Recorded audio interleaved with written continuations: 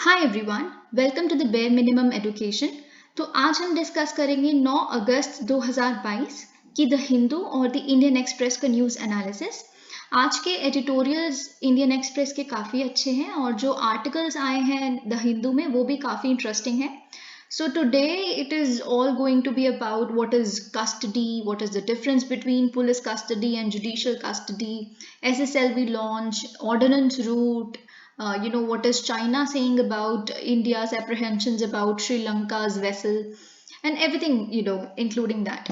तो आज का जो अगर आपको वीडियो अच्छा लगे और अभी तक भी आप काफ़ी बेनिफिट कर पा रहे हैं अगर इस एनालिसिस से, तो please like the video, please do that and subscribe to my channel if you have not done that, and please share it with others as well. See, I would just want to say one thing, matlab I would not take much time, but I seriously do not have any incentive. I'm taking out time so that I can do what I'm doing, and I need to know what I do is actually worth it. I've been receiving many comments. People have really been asking me to continue what I am doing, and that's very sweet of you. Thank you for recognizing my work, and आप please like करिए ताकि और भी ये लोगों तक पहुँचे. So it actually brings a lot of delight to my heart जब मुझे ये पता चलता है कि आप लोग सच में इस चीज़ से benefit हो रहे हैं. So thank you so much, and let's begin. Okay, so first article is going to be from the Indian Express. तो ये SSLV लॉन्च के बारे में है. तो ओके, मैं इसको काफ़ी डिटेल में समझाऊंगी, आप प्लीज़ एक एक वर्ड अच्छे से सुनिएगा. तो कल क्या हुआ था, मतलब संडे को क्या हुआ था, कल की न्यूज़पेपर में आया था कि जो हमारा इसरो का एक लॉन्च होने वाला था, अर्थ ऑब्जर्वेशन सैटेलाइट 02 EOS 02 और आज़ादी सैटेलाइट आज़ादी सैट, ये दो हमारी जो स्मॉल सैटेलाइट्स थी वो हमें प्लेस कर रही थी स्पेस की एक सर्कुलर ऑर्बिट में. लेकिन जो SSLV यानी कि स्मॉल सैटेलाइट लॉन्च व्हीकल था, उसने गलती से इसको प्लेस कर दिया एक इलिप्टिकल ऑर्बिट में. ठीक है, तो फिर उसके बाद इसरो ने ये बोला कि शायद अब ये दोबारा यूजेबल नहीं रहेंगी ये सैटेलाइट्स. अब सबसे पहले हमें ये समझना है कि एक्सेंट्रिसिटी क्या होता है. अब मैंने कहा इलिप्टिकल ऑर्बिट, सर्कुलर ऑर्बिट, तो सबसे पहले आपको ये समझना है कि एक ऑर्बिट की एक एक्सेंट्रिसिटी होती है. वो क्या होती है? देखिए, eccentricity of N orbit indicates the deviation of the orbit from a perfect circle. मतलब एक परफेक्ट सर्कुलर शेप है, अगर एक ऑर्बिट उस पर्टिकुलर शेप से कितना डेविएट करती है, कितनी अलग है. अगर एक सर्कुलर ऑर्बिट है, अब सर्कुलर ऑर्बिट की डेविएशन जीरो है क्योंकि वो तो परफेक्ट सर्कल है, तो उसकी एक्सेंट्रिसिटी भी जीरो हो जाती है. लेकिन अगर कोई एक हाईली एक्सेंट्रिक ऑर्बिट है जैसे इलिप्टिकल, तो उसकी जो एक्सेंट्रिसिटी है वो जीरो से ज्यादा हो जाती है क्योंकि डेविएशन है, definitely it is not a perfect circle, है ना. तो उसकी जो जीरो से ज्यादा होगी, लेकिन एक से वन से हमेशा कम ही रहेगी, लेकिन जीरो से ज्यादा. तो अगर हम जैसे अब इलिप्टिकल ऑर्बिट की बात कर रहे हैं, तो इलिप्टिकल ऑर्बिट पता है क्यों हमें ये अर्थ ऑब्जर्वेशन सैटेलाइट, आपको तो पता है अर्थ ऑब्जर्वेशन सैटेलाइट सर्वेलेंस और बहुत सारे और पर्पसेस के लिए, डोमेस्टिक उसके लिए यूज़ की जाती है. जैसे बहुत सारे फिशरमैन को SMS पहुंचाना कि आपका यहाँ पे अब फिश स्टॉक अच्छा है, बहुत सारी और चीज़ों के लिए यूज़ की जाती है ना. तो अगर सर्कुलर ऑर्बिट में डाला जाता तो प्रॉब्लम नहीं आती. क्यों नहीं आती? क्योंकि पता क्या होता है कि इलिप्टिकल ऑर्बिट में जगह अगर एक सैटेलाइट को हमने प्लेस कर दिया, तो उसका जो सैटेलाइट का डिस्टेंस है ना अर्थ से, वो चेंज होता रहेगा. कैसे? Depending on the position it is in. मतलब ऑर्बिट की किस पोजिशन पे वो सैटेलाइट अब प्रेजेंट. आप इलिप्टिकल एक बारी कोई भी गूगल पे एक इमेज खोलिए, अर्थ भी तो एक इलिप्टिकल ऑर्बिट में ही घूम रही है सन के आसपास, है ना. जिससे एक कॉन्सेप्ट आता है पेरीहीलियन. अगर आप ज्योग्राफी से थोड़े भी वाकिफ हैं, तो पेरीहीलियन के टाइम पे क्या होता है कि अर्थ की पोजीशन सबसे ज्यादा क्लोजेस्ट होती है सन से, है ना. फिर एपहीलियन में क्या होता है कि हमारी जो पोजीशन होती है अर्थ की, वो सन से सबसे दूर होती है. तो यही सेम कॉन्सेप्ट होता है. अगर सैटेलाइट बेसिकली जो इलिप्टिकल ऑर्बिट के किसी ऐसी पोजीशन पे हो जब वो बिल्कुल पास है, फिर एक ऐसी पोजीशन पे आ जाएगी रिवॉल्व करती करती कि वो बहुत दूर है, तो फिर जो इमेज है ना, जो अर्थ ऑब्जर्वेशन सैटेलाइट का, वो पर्पस ही फेल हो गया ना. हो ही जाएगा ऑब्वियसली, क्योंकि मतलब जो जिस तरह की ऑब्जर्वेशन हमें एक कांस्टेंट वो चाहिए, एक पर्टिकुलर डिस्टेंस पे ही उसी तरह की इमेजेस हर एंगल से चाहिए, वो तो नहीं मिल पाएंगी हमें. तो हमारा पर्पस उस तरह से फेल हो गया. तो इलिप्टिकल ऑर्बिट में डलने से ये चीज हो गई. ऑलराइट, तो अब हमें जानना है सबसे पहले लॉन्च व्हीकल के बारे में. देखिए, launch vehicles are nothing but rockets only, एक लॉन्च व्हीकल एक रॉकेट ही होता है। और क्यों इसको हम लॉन्च व्हीकल की तरह यूज कर पाते हैं एक रॉकेट को, क्योंकि जो रॉकेट है ना उसके पास काफी पावरफुल प्रोपल्जन सिस्टम होता है। प्रोपल्जन सिस्टम मतलब एक ऐसी मशीन जो बहुत ही ज्यादा अमाउंट में थ्रस्ट प्रोड्यूस करती है ताकि एक ऑब्जेक्ट को फॉरवर्ड डायरेक्शन में पुश किया जा सके। ठीक है, तो क्योंकि एक रॉकेट के पास बहुत ही ज्यादा पावरफुल प्रोपल्जन सिस्टम होता है, तो फिर जब वो जो एनर्जी जनरेट करता है ना वो इतनी ह्यूज अमाउंट में करता है कि वो बिल्कुल इनफ होती है एक हैवी ऑब्जेक्ट जैसे सैटेलाइट को लिफ्ट करने के लिए स्पेस में। और फिर वो इतना ज्यादा थ्रस्ट प्रोवाइड करती है ये प्रोपल्जन सिस्टम कि वो जो ग्रेविटेशनल पुल है अर्थ का उसे भी ओवरकम कर लेती है और एस्केप कर जाती है स्पेस में। सो that is how launch vehicle takes the satellite into the space and places it in the orbit. Okay, सो अब हम देखते हैं कि इसरो के अभी तक कौन कौन सी लॉन्च व्हीकल्स आ चुके हैं तब से लेके अभी तक, जब से हमारी हिस्ट्री स्टार्ट हुई है लॉन्च व्हीकल की इंडिया में। तो सबसे पहले आया था सैटेलाइट लॉन्च व्हीकल, सिंपल मतलब सैटेलाइट लॉन्च व्हीकल SLV। ये फर्स्ट रॉकेट था जिसे डेवलप किया था इसरो ने। और ये जो लॉन्च व्हीकल था वो बहुत ही छोटी छोटी सैटेलाइट्स को ही ऊपर ले जाने में केपेबल था, जैसे अप टू 150 kg, है ना, बस इतना ही। और जो जिन ऑर्बिट में ये लेके जा सकता था वो अर्थ से काफी दूरी पे नहीं थी। अब सेकंड आता है augmented satellite launch vehicle ASLV। तो ये जो SLV और ASLV दोनों ही छोटी छोटी सैटेलाइट्स को लेके जा सकते थे अप टू 150 kg ओनली। और कहाँ लेके जा सकते थे? लोअर अर्थ ऑर्बिट में। लोअर अर्थ ऑर्बिट की कितनी हाइट होती है? मतलब अर्थ से 180 किलोमीटर से लेके 2000 किलोमीटर तक का जो रेंज होता है, 180 किलोमीटर टू 2000 किलोमीटर, उसमें प्लेस करने वाली जो होती हैं, जो ऑर्बिट्स होती हैं, वो लोअर अर्थ ऑर्बिट्स होती हैं, LEO, लियो, जो आपको पता होगा। फिर आता है थर्ड नंबर पे पोलर सैटेलाइट लॉन्च व्हीकल, बहुत ही बहुत ही बहुत ही इंपॉर्टेंट, PSLV। इसका सबसे पहला जो लॉन्च किया गया था सक्सेसफुली वो 1994 में हुआ था। और तब से लेके अभी तक इसरो का मेन रॉकेट जो है ऐसे लॉन्चेस करने के लिए वो PSLV ही है। हम कितने सारे ऑर्डर्स भी लेते हैं बहुत सारी और कंट्रीज के सैटेलाइट्स को ऊपर प्लेस करने में, तो मोस्टली PSLV ही यूज किया जाता है। जो PSLV है वो एक 4 स्टेज लॉन्च व्हीकल है, जिसकी जो फर्स्ट स्टेज है वो एक सॉलिड रॉकेट मोटर होती है। फिर जो सेकंड स्टेज होती है वो अर्थ स्टोरेबल लिक्विड स्टेज होती है, मतलब पहली स्टेज सॉलिड, दूसरी स्टेज लिक्विड। फिर जो थर्ड स्टेज होती है ये भी एक सॉलिड रॉकेट मोटर ही होती है, लेकिन ये high performance solid rocket motor होता है, मतलब जो इसमें मोटर यूज की गई है वो काफी हाई परफॉर्मेंस इंश्योर करती है। ये स्टेज का होना बहुत जरूरी है ताकि ये एकदम एक्यूरेटली प्रिसाइसली अपनी मिशन को कैरी आउट कर सके। फिर जो फोर्थ स्टेज होती है वो भी एक लिक्विड स्टेज होती है। तो what is its composition? Solid liquid, solid liquid, alright.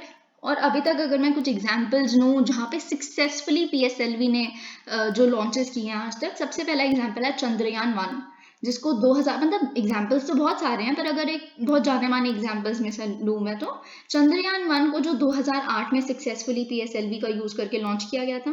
फिर एक मार्स ऑर्बिटर मिशन है MOM, आपको अगर पता हो थोड़ा सा भी, तो 2013 में उसे भी PSLV के थ्रू ही लॉन्च किया गया था। ठीक है, तो अब हम देखते हैं GSLV, geosynchronous satellite launch vehicle. Again very important, ये 3 स्टेज सैटेलाइट लॉन्च व्हीकल है। इसकी जो फर्स्ट स्टेज होती है वो सॉलिड फ्यूल होती है, सेकेंड स्टेज होती है वो लिक्विड फ्यूल होती है, लेकिन जो थर्ड स्टेज होती है वो होती है cryogenic upper stage. Very very important, CUS जिसे कहते हैं। लेकिन मैं क्रायोजेनिक अपर स्टेज समझाने से पहले आपको जरूर बताना चाहूंगी कि ये जो लॉन्च व्हीकल है वो कहाँ पे प्लेस करता है, कहाँ पे सैटेलाइट्स को प्लेस करता है, ये आपको जानना बहुत जरूरी है। हायर अर्थ ऑर्बिट में। अब हायर अर्थ की ऑर्बिट आपको मैं बता दूं कि हाइट कितनी होती है, अर्थ से कितनी दूरी पे होता है। So it is around 35,786 kilometres above the earth equator. Okay, so it is that high. और देखिए इसका नाम पता है जियो सिंक्रोनस क्यों है? क्योंकि देखिए सबसे पहले तो ना मैं आपको ये भी बताऊंगी कि क्रायोजेनिक इंजन की जरूरत क्या है। अब क्योंकि ये हाई अर्थ ऑर्बिट में पहुंचाना है इसको, तो ऑब्वियसली बहुत हायर एफिशिएंसी चाहिए, बहुत ही ह्यूज अमाउंट ऑफ थ्रस्ट चाहिए, है ना, बहुत ही ऊपर लेके जाना है। अब जब सैटेलाइट्स को बहुत ऊपर वाली ऑर्बिट्स में प्लेस कर दिया जाता है ना, तो वो क्या करती हैं, जो उनका जो वो होता है ना, मतलब उनका जो आसपास घूमने का जो कर्वेचर होता है वो बिल्कुल मैच कर जाता है, सिंक कर जाता है, सिंक्रोनाइज कर जाता है हमारी अर्थ की रोटेशन की डायरेक्शन से। That is why it is known as geosynchronous launch vehicle. Okay, तो फिर हम देखते हैं कि क्रायोजेनिक अपर स्टेज क्या है। जैसे कि मैंने बताया कि एक रॉकेट के इंजन को बहुत ही ज्यादा अमाउंट का थ्रस्ट चाहिए होता है अर्थ की ग्रेविटेशनल पुल को एस्केप करने के लिए, लेकिन जो केमिकल्स इंजन में यूज किए जाते हैं वो होते हैं हाइड्रोजन और ऑक्सीजन, जहाँ पे हाइड्रोजन एक फ्यूल की तरह काम करता है और ऑक्सीजन एक ऑक्सीडाइजर के लिए की तरह काम करता है। फिर ये दोनों मिलके काफी एनर्जी प्रोड्यूस करने में सफल हो जाते हैं। लेकिन ये दोनों ही जो है हाइड्रोजन और ऑक्सीजन अर्थ में एक गैस के फॉर्म में प्रेजेंट है, और अगर ये हाइड्रोजन और ऑक्सीजन को गैसियस फॉर्म में ही रॉकेट में डाला जाए फ्यूल के पर्पज से, तो इनके लिए तो एक बहुत ही बड़ा चेम्बर चाहिए होगा, बहुत ही बड़ा फ्यूल चेम्बर चाहिए होगा, जो ना ही सिर्फ पूरे रॉकेट का साइज बढ़ा देगा बल्कि वेट भी बढ़ा देगा रॉकेट का, राइट। तो फिर क्या होगा, जो लॉन्च व्हीकल का ऊपर जाना, एस्केप करना, ये तो एकदम इम्पॉसिबल टास्क हो जाएगा।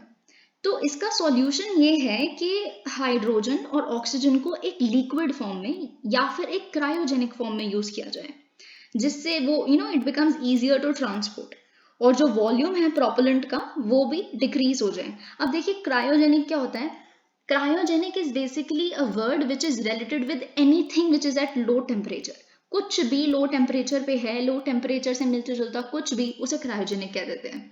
तो इसीलिए क्रूड टर्म्स में हम बहुत बारी पोलर आइस केव्स और आइस वगैरह से रिलेटेड चीजों को हम ऐसे ही बस सोच लेते हैं ये क्रायोजेनिक है, लेकिन cryogenic is actually a word which is related to anything which is present at low temperatures, and hence the word used here. बहुत ही लो टेम्परेचर पे हाइड्रोजन और ऑक्सीजन को ऐसे कंप्रेस करके लिक्विड फॉर्म में किया जाता है। ठीक है, अब क्या होता है कि हमें पता है कि जो गैस है उससे ज्यादा डेंसिटी हो जाती है लिक्विड की। लिक्विड एक डेंसिटी ने काफी ज्यादा होता है गैस से, तो ऑब्वियसली जब डेंसिटी ज्यादा हो गई तो थ्रस्ट ज्यादा प्रोड्यूस होगी, राइट। और थ्रस्ट ज्यादा प्रोड्यूस होगी वो भी बहुत ही कम बर्निंग टाइम में। रॉकेट को बहुत ही कम बर्निंग टाइम लगेगा एक अच्छा खासा थ्रस्ट प्रोड्यूस करने में, और बहुत ही तेजी से ऊपर चला जाएगा जितनी हाइट पे उसे जाना है, मतलब हायर अर्थ ऑर्बिट में, right. And that is why it is use. और ये जो फ्यूल मैं आपको बता दूं, ये इतने एक्सट्रीमली लो टेम्परेचर पे होता है कि -253 डिग्री सेल्सियस, -253 डिग्री सेल्सियस, ताकि उनको परमानेंटली एक लिक्विड स्टेज में मेंटेन किया जाए। ऑलराइट, आई थिंक आपको समझ आ गया होगा। अब हम फटाफट से एडिटोरियल पढ़ लेते हैं कि क्या कहता है, क्योंकि इसमें थोड़ा सा इकोनॉमी भी समझाई हुई है SSLV की और इस तरह के लॉन्चेस की। Okay, the snag is a setback to ISRO's attempt to showcase its capacity in a field of research. देखिए क्या है कि अगर तो हमारा ये जो लॉन्च अपना परफेक्ट ऑर्बिट में हो जाता, तो कहीं ना कहीं पता है पूरे वर्ल्ड को स्पेस टेक्नोलॉजी में इंडिया का जो स्टेटस है वो काफी ऊपर बढ़ता जा रहा है रिसर्च में, इस तरह की ये हम शो कर सकते थे, शोकेस कर सकते थे पूरे वर्ल्ड को। लेकिन कहीं ना कहीं हमें एक सेटबैक है ये हमारा, क्योंकि हम प्रिसाइजली वो नहीं कर पाए। और जो SSLV D1 मतलब जो था वो एक कंपटीशन था, अगर सक्सेसफुल हो जाता वो एक स्मॉल सैटेलाइट लॉन्चर जो बहुत सारे आजकल हैं, जैसे US based private companies SpaceX और रॉकेट लैब की तरह, तो उनको एक काफ़ी बड़ा कंपटीशन दे सकता था अगर हम सक्सेसफुल हो जाते हैं इसमें। तो स्मॉल सैटेलाइट्स जो है बेसिकली वो कौन सी सैटेलाइट्स होती हैं जिनका वेट होता है 5 and 1000 kg के बीच में। ठीक है, अब क्योंकि हमने स्मॉल सैटेलाइट्स के बारे में बात की है, तो हम सबसे पहले ये भी देख लेते हैं कि small satellite launch vehicle SSLV क्या है। ये एक indigenously developed mini rocket launcher है, जिसको स्पेशली डिजाइन किया गया है कि वो छोटी छोटी कमर्शियल सैटेलाइट्स को ऊपर लो अर्थ ऑर्बिट में पहुंचा सके, और इसकी पेलोड कैपेसिटी भी बहुत ही कम है। और ये एक 3 स्टेज लॉन्च व्हीकल है जिसकी तीनों ही स्टेजेस सॉलिड है। ओके, तो अब हम देखते हैं। हाँ, अब देखिए क्योंकि ये स्मॉल सैटेलाइट्स होती है ना, इनको असेंबल करने में बहुत ही कम कॉस्ट लगती है। जो रेगुलर सैटेलाइट्स हैं उनके कंपैरिजन में तो कुछ भी नहीं, फ्रैक्शन ऑफ दैट। और फिर इनको असेंबल करने में, इनको इकट्ठा करके सैटेलाइट को बनाने में अगर चाहो ना आप तो 72 आवर्स में पूरा काम कर सकते हो, which is nothing comparatively to the other regular satellites. और अगर हम देखें तो अब अभी जो मार्केट है इस सैटेलाइट का वो काफ़ी कम है, लेकिन आने वाले टाइम में ये 4 टाइम्स से बढ़ने वाला है। मतलब ऐसा कहते हैं कि $13 बिलियन तक हो जाएगा बाय 2030। जो क्यों होगा? क्योंकि ये मार्केट में बहुत सारे और प्लेयर्स ऐड होते जाएंगे, जैसे small businesses, government agencies, universities और इनफैक्ट इंडिविजुअल लेबोरेटरीज भी। और अगर हम देखें, हाँ मतलब अगर मैं आपको जैसे ये कह रही हूँ कि इतना कम टाइम लगता है, इतने कम लोग लगते हैं, बहुत ही कम लोग इसको फटाफट से बना सकते हैं, तो अगर हम ये जो सैटेलाइट लॉन्च जो हम करने वाले थे वो उसमें से एक आज़ादी सैट थी जो मैंने बताया था, वो सिर्फ 8 kgs की थी, उसका वेट सिर्फ और सिर्फ 8 किलो था वो सैटेलाइट का, और उनको 750 स्कूल की गर्ल्स ने मिलकर बनाया था, क्योंकि हम 75 years of our independence celebrate कर रहे हैं, आज़ादी का अमृत महोत्सव। तो आप समझ सकते हैं कि how feasible is it, right? तो ये जो सैटेलाइट्स हैं इसकी यूटिलिटी बहुत ही सारी फील्ड में है, ये छोटी है, इजी टू डू है, सब कुछ है, लेकिन इसकी जो यूटिलिटी है उसमें कमी नहीं है कोई भी, क्योंकि अर्थ साइंसेस की ऑब्जर्वेशन करना, सर्वेलेंस करना, telephony, health care, energy, smart power grids, जैसे मैंने बताया था कि बहुत सारे फिशरमैन को भी आप कम्युनिकेट कर सकते हो कि यहाँ पे स्टॉक है, यहाँ पे स्टॉर्म आने वाला है, आप यहाँ मत जाइए, आज मानसून रफ होने वाला है, इस वजह से सीज भी रफ होंगे, ऑल ऑफ दैट। तो इसकी यूटिलिटी काफ़ी अच्छी है। पर वर्ल्ड के मोस्ट पार्ट्स में ये सैटेलाइट्स है ना, चलो स्मॉल सैटेलाइट्स बन गई, लेकिन इनको लॉन्च करने के लिए ना मतलब बहुत बड़े रॉकेट्स पे डिपेंड करना पड़ता है, कि जो बड़ी बड़ी सैटेलाइट्स लेके जाते हैं ना उस तरह के रॉकेट्स, उस तरह के लॉन्च व्हीकल्स पे अभी क्योंकि बने ही नहीं है कहीं पे भी small satellite launch vehicle. India का ये पहला स्टेप था, और स्पेस एक्स और एक दो और ऐसी कंपनीज हैं जिन्होंने मोस्टली इसको अभी तक एक्सप्लॉइट किया है इस मार्केट को। तो मोस्टली ये लोग बड़ी बड़ी सैटेलाइट को जो लॉन्च व्हीकल लेके जाते हैं उन्हीं पे डिपेंडेंट रहते हैं, तो ये कंस्ट्रेंट है बहुत बड़ा। तो अगर हम एक कंपैरिजन करें कि इसरो एक साल में अराउंड 5 से 6 सैटेलाइट्स ऊपर लॉन्च करता है, लेकिन अगर हम स्पेस एक्स के रॉकेट लॉन्चेस की अगर हम बात करें, टैली को देखें, तो उन्होंने 143 स्मॉल सैटेलाइट ऊपर लॉन्च की थी लास्ट ईयर। तो आप देख रहे हो 5-6 से 143 कितना बड़ा डिफरेंस है। तो इसीलिए जो SSLV प्रोग्राम है ना, ये अगर हम इसरो अब दोबारा से इस पे और काम करके अच्छे से करने शुरू कर देता है बिना निराश हुए, तो हमारे इसरो का जो लॉन्च रेट है, जैसे हमने अभी स्पेस एक्स का देखा, वैसे ही बहुत ड्रास्टिकली इंक्रीज कर जाएगा। हर साल बदर साल हम लोग बहुत ही ज़्यादा सैटेलाइट ऊपर भेज पाएंगे, and it is also a lucrative business opportunity for the other space research organisations is well. Okay, क्योंकि अब हमने ये देख लिया तो अब हम देखेंगे द हिंदू का अभी एक आर्टिकल इसमें बचा है, एक एडिटोरियल, वो मैं एंड में डिस्कस करूंगी, तो आप प्लीज वीडियो को एंड तक देखिएगा। लेकिन उससे पहले मुझे एक बहुत इंपॉर्टेंट कॉन्सेप्ट आपसे शेयर करना है, एक्सप्लेन करना है आपको, क्योंकि मुझे लगता है कि अगर कोई सिर्फ ज़्यादा वीडियो को भी पूरा नहीं देख पा रहा, लेकिन क्योंकि मैं चाहती हूँ कि आपको ये कॉन्सेप्ट पता हो, तो इट्स माई रिस्पॉन्सिबिलिटी कि मैं इसे एकदम स्टार्टिंग में समझा दूँ। ओके, अब यहाँ पे जैसे कि मैंने बात किया था, शिवसेना के जो MP है संजय राउत, उनको आपको पता है कि ED की रेड्स वगैरह चल रही हैं, तो उनको जुडिशियल कस्टडी में भेजा गया है। अब सबसे पहले कस्टडी क्या होता है, जुडिशियल कस्टडी वगैरह ये सब कुछ जानने से पहले हमें ये जानना जरूरी है कि कस्टडी क्या होता है। ये एक ऐसी स्टेट है जिसमें एक इंसान को फिजिकली कंट्रोल में रखा जाता है, मतलब उसको फिजिकली वहां प्रेजेंट होना पड़ेगा जहां पे एक अथॉरिटी उसको कहेगी। समझ रहे हो, अपने पास उसका शरीर भी प्रेजेंट होना चाहिए, शरीर इन द सेंस वो वहां पे फिजिकली उनका कंट्रोल ले लेना, और ये सिर्फ वही अथॉरिटी कर सकता है जिसके पास वो राइट हो उसको मतलब अपने पास रखने का। ये कस्टडी एक प्रिवेंटिव मेजर है, क्योंकि ये एक अक्यूज्ड को प्रिवेंट करती है फर्दर ऑफेंसेस कमिट करने से। क्योंकि ऑलरेडी अगर एक अक्यूज्ड है तो उस पर ऐसे तरीके के चार्जेस हैं कि उसने पहले ऐसे ऐसे क्राइम्स किए हैं, तो एक पॉसिबिलिटी है कि वो आगे भी करता रहेगा, राइट? तो ताकि वो और हानि ना पहुंचे पब्लिक इंटरेस्ट को, तब तक के लिए उसको फिजिकल कंट्रोल में ले लिया जाता है, ताकि कोई ऐसे ऑफेंसेस वो ना कमिट करे, तो इसे कहते हैं कस्टडी। अब डिफरेंस क्या होता है अरेस्ट और कस्टडी के बीच में? देखिए, मैं आपको एक सिंपल सी चीज बताती हूँ। अगर आप कभी अरेस्ट का सिनोनिम वगैरह सर्च करेंगे ना, तो अरेस्ट का सिनोनिम आता है टू स्टॉप या फिर टू स्टे, ऐसे तरह के सिनोनिम्स आते हैं, आप कभी भी सर्च करिएगा, ठीक है? लेकिन आप कभी भी सिनोनिम सर्च करिएगा कस्टडी का, पता है क्या आएगा? गार्जियनशिप या फिर सेफ कीपिंग, है ना? तो आप समझ रहे हो कि थोड़ा सा लोअर टोन है अरेस्ट का, टू स्टॉप, एक एक समझ रहे हो ना, अथॉरिटेटिव टर्म है अरेस्ट में, लेकिन कस्टडी में थोड़ा मेलो डाउन हो जाती है, सेफ कीपिंग, गार्जियनशिप, है ना?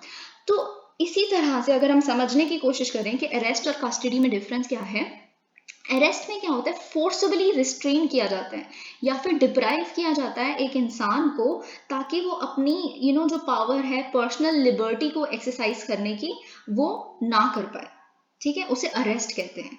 लेकिन कस्टडी किसे कहते हैं?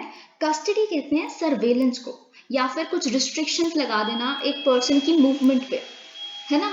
तो कुछ टाइम के लिए, जब तक मतलब ढंग से आपका केस सॉल्व नहीं हो जाता, तब तक आप कस्टडी में हो, ताकि आप कोई और फर्दर एक डिसऑर्डर प्रोड्यूस ना करो। उस तरह की रिस्ट्रिक्शंस हमने आपकी मूवमेंट पे लगा दी, और हम देख रहे हैं कि आपकी एक्टिविटीज क्या क्या है, इसे कस्टडी कहते हैं। तो इसीलिए एक बहुत ही फेमस स्टेटमेंट है, in every arrest there is custody while every custody does not involve arrest। मतलब हर एक अरेस्ट में कस्टडी इन्वॉल्व होती है, जैसे पुलिस कस्टडी, अरेस्ट भी तो यही होता है, पुलिस कस्टडी में तो लेते हैं अरेस्ट प्रॉपरली करने से पहले, लेकिन हर कस्टडी अरेस्ट तक नहीं तब्दील होती। Do you get that? फिर आता है पुलिस कस्टडी और जुडिशियल कस्टडी में difference.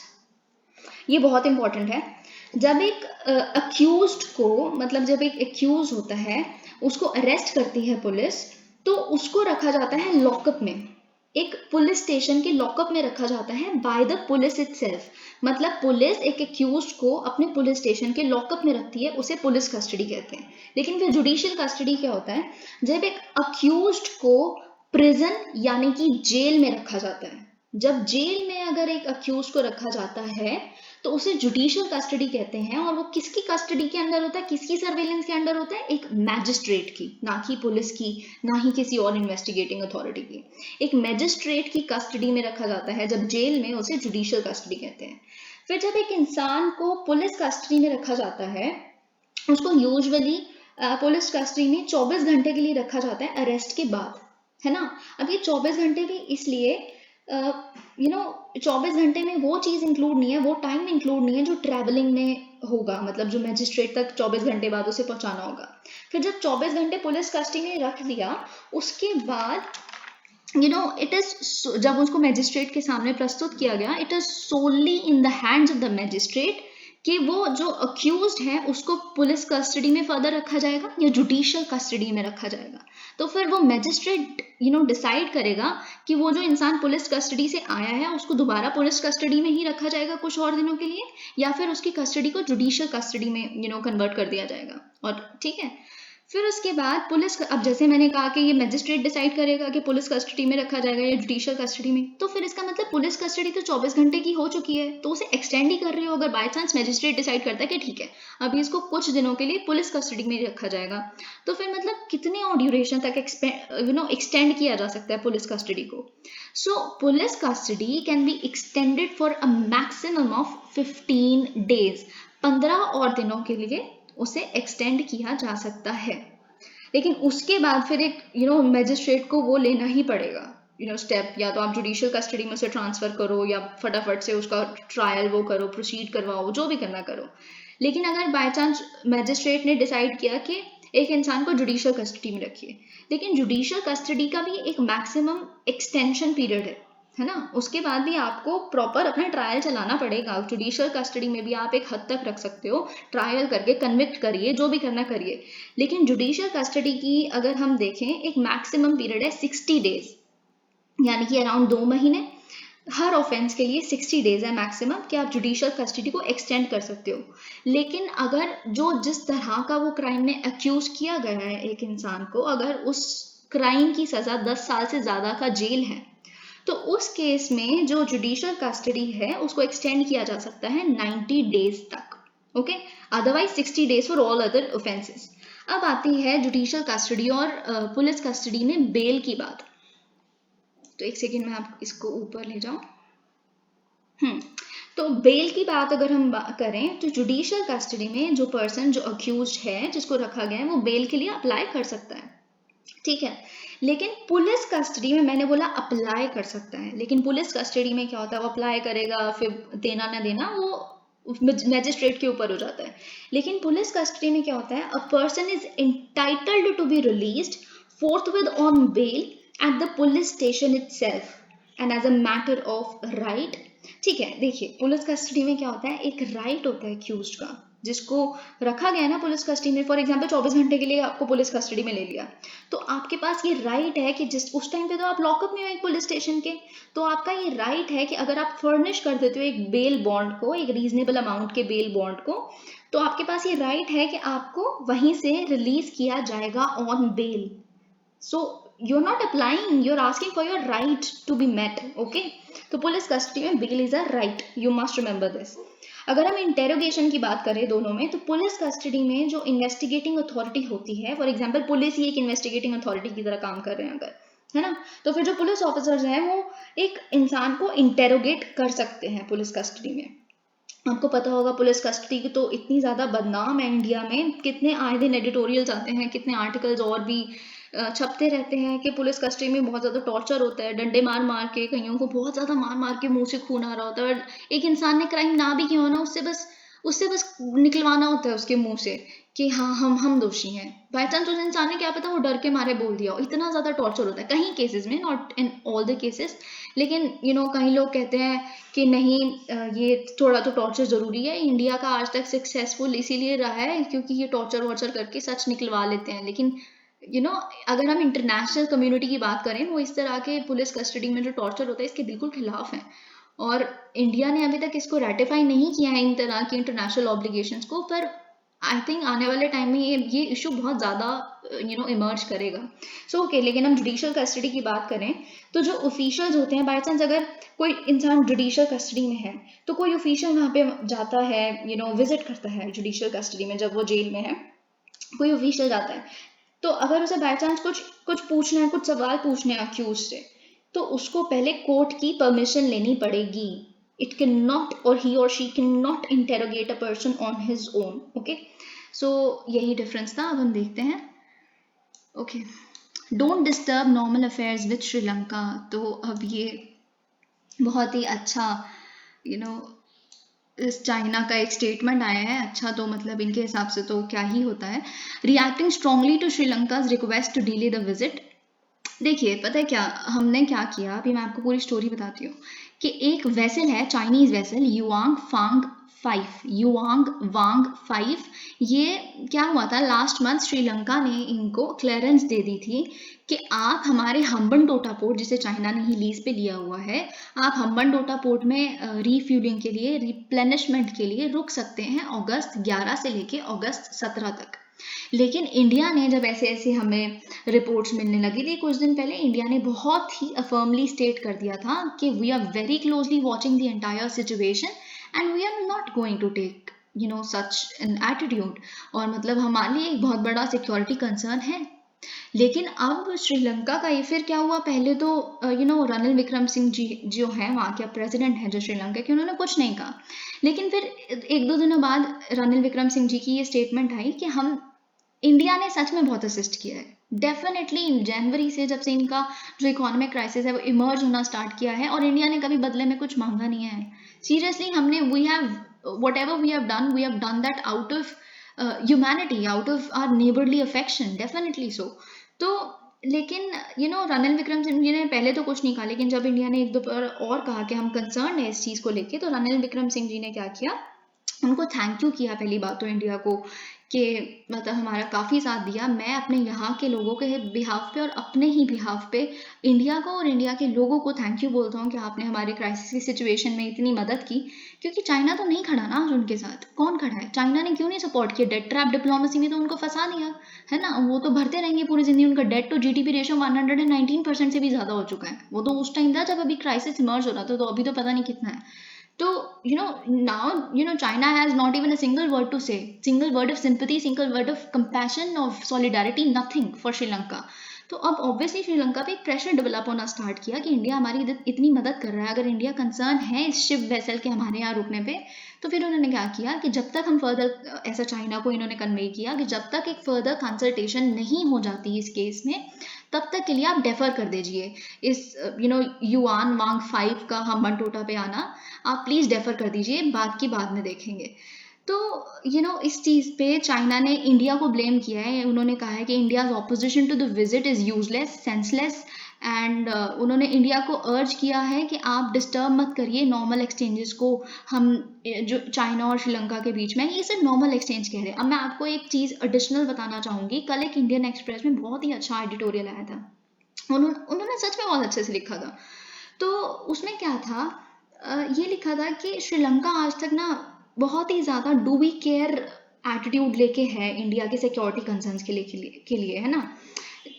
They surely do not care for India security concerns. उनको इंडिया ने हमेशा हेल्प किया है, लेकिन वो किसके साथ खड़े रहते हैं? चाइना के साथ। जबकि इंडिया को सब नेबर्स कहते हैं कि हम बिग बुली ब्रदर हैं, लेकिन क्यों हमेशा इंडिया ही खड़ा होता है सबके लिए? हमने कोई एक्सचेंज में कुछ मांगा नहीं है श्रीलंका से। डेफिनेटली हमने कभी श्रीलंका को ये नहीं कहा कि हम आपको असिस्ट कर रहे हैं तो आप अपने चाइना से रिलेशन खराब कर लीजिए, कभी भी नहीं कहा। लेकिन एटलीस्ट हमारे सिक्योरिटी कंसर्न को तो समझिए। अब सिक्योरिटी कंसर्न क्यों है? उस एडिटोरियल में ये लिखा था कि ये जो वेसल है ना, या तो श्रीलंका इतनी नाइव, इतनी बुद्धू, इनोसेंट बनने की, या तो वो है सच में या बनने की कोशिश कर रही है, या इनको सच में समझ नहीं आ रहा कि वो कोई रिसर्च वेसल नहीं है। मतलब जो आप दिखा रहे हो श्रीलंका और चाइना मिलके, पहले उन्होंने ये दिखाया है कि अरे ये तो एक रिसर्च वेसल है जो सैटेलाइट और स्पेस का एक वो रिसर्च कर रही है सिंपल, तो यहाँ पे आके रुकेगी, ये तो एक साइंटिफिक वो है प्रोजेक्ट। तो लेकिन आपको ये पता होना चाहिए वो जो युआन वांग 5 है वो एक सर्वेलेंस वेसल है, और पहली बार हमारे आसपास के नेबर वाटर्स में और ऐसा होगा कि हमारे यहाँ पे कोई सर्वेलेंस वेसल आएगी, वो भी चाइना की, जो ऑलरेडी हम लद्दाख में एक जो LOC है, LOAC line of actual control, उससे हम ऑलरेडी वहाँ पे लड़ रहे हैं। तो don't you understand mister Sri Lanka कि हमारे सिक्योरिटी कंसर्न्स भी हैं, स्टार्ट रिस्पेक्टिंग दैट। अगर हम आपकी मदद कर रहे हैं, हम आपसे कुछ एक्सपेक्ट नहीं करते, पर हमारे कंसर्न्स को भी तो वो रखिए। और ऊपर से मतलब उस एडिटोरियल में लिखा था श्रीलंका ने ये नहीं कहा कि हम ठीक है आप आ ही नहीं सकते, चाइना की वेसल यहाँ आ ही नहीं सकती। उन्होंने ये कहा जब तक फर्दर कंसल्टेशन नहीं हो जाती आप तब तक के लिए रुक जाइए। मतलब इसमें भी अभी गुंजाइश है कि एक लेटर डेट पे शायद आपको आने दिया जा सकता है, which is wrong, which is actually not right. क्योंकि ऐसा करना है श्रीलंका के लिए सेल्फ डिफीटिंग होगा। क्योंकि अगर श्रीलंका इस बात को नहीं समझती कि China has large pockets and nothing else, China will never be standing with Sri Lanka in its times of crisis. Okay, so let's begin with the next article. Panel bats for equality in child's guardianship. Alright, a mother and father. अब इसमें देखिए एक parliamentary panel ने recommend किया है अपनी एक report में कि एक मदर और एक फादर को अपने जो बच्चों की गार्जियनशिप में इक्वालिटी मिलनी चाहिए। लेकिन अभी तक क्या है, जो Hindu minority and guardianship act है 1956, वो डिस्क्रिमिनेट करता है विमेन के अगेंस्ट। क्योंकि एक फादर को, मैं भी बताती हूँ, the said act does not provide for joint guardianship nor does it recognise the mother as the guardian of the minor legitimate child unless the father is deceased और is found unfit. देखिए, अगर एक minor है, minor मतलब जो भी बच्चा 18 साल से कम उम्र का होता है, उसकी जो गार्जियनशिप है, उसकी जो कस्टडी है, अभी कस्टडी का मैंने सिनोनिम यूज किया तो अभी ये आ गया, तो उसका वो जॉइंट गार्जियनशिप का तो कोई कॉन्सेप्ट ही नहीं है इस एक्ट में, खैर। लेकिन मदर को गार्जियन तब तक बनने ही नहीं दिया जाएगा अगर बाई चांस फादर की डेथ हो चुकी है, या फिर फादर मेंटली साउंड नहीं है, या फिर अनफिट है मेडिकली, तब तक मदर एक गार्जियन नहीं है। सोल गार्जियन कौन होंगे? Father. So it is definitely discriminating against the women, prejudiced against the women, right? The act gives preference to father over mother. Definitely, it goes against the right to equality and right against discrimination envisaged in Article 14 and Article 15 of the Indian Constitution. Okay, so the committee feels that there is an urgent need to amend the HMGA, matlab the act, and accord equal treatment to both the mother and the father as natural guardians. अब लेकिन इसमें एक और चीज़ है, क्योंकि editorial इस बारे में डिस्कस नहीं करेगा, फिर आप एक फॉल्स इंप्रेशन लेके जा सकते हो कि ये तो एक्ट ही बिल्कुल गलत है, बिल्कुल डिस्क्रिमिनेटिंग है। लेकिन आपको मैं एक और चीज़ बता देती हूँ, इस एक्ट में एक और चीज़ लिखी है कि एक माइनर जो अभी जिसने 5 साल भी अपने कंप्लीट नहीं किए, मतलब 5 साल से जिसकी उम्र कम है, तो उसकी कस्टडी ऑर्डिनरली मतलब मदर के पास ही रहेगी। अगर बाई चांस मदर नहीं है, मदर पास कर गई हैं, तो फिर फादर को मिल जाएगी। लेकिन वैसे 5 साल से कम के बच्चे की कस्टडी बाय डिफॉल्ट मदर के पास होती है। तो मेरे को लगा कि ये मुझे बताना चाहिए। Okay, it's very very very very very important. मेरा तो आज का थंबनेल भी यही है। तो केरला के जो गवर्नर है उन्होंने ऑब्जेक्ट किया है री इशू ऑफ ऑर्डिनेंसेस से। ओके, ऑब्जेक्ट क्या किया है केरला की गवर्नर, आपको पता होगा, बहुत ही केरला के गवर्नर और जो वहाँ की गवर्नमेंट है पिनाराई विजयन की, जो सीपीआई की गवर्नमेंट है, सीपीआई-एम मार्क्सिस्ट, तो काफ़ी आपस में टफ रहता ही है इनका।